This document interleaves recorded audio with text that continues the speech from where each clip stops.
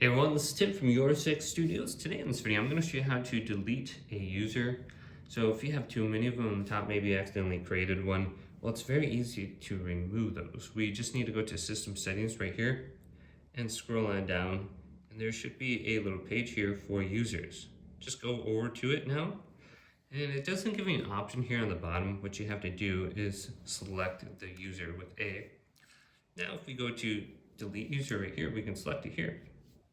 Then tap Delete User on the top, check mark it, and then go to Next. All saved data for this user will be deleted and removed and uninstalled for your Nintendo Switch. So let's go to Next now. And you're going to have to do one more confirmation here before you actually delete it. Data cannot be recovered once it has been deleted. Delete this user, go to Delete this user right here.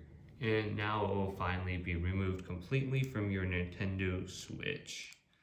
So hopefully this video did indeed help you guys out. If it did, leave it a big thumbs up. And subscribe to my channel down below for more checkout videos coming up next on YourSixGaming.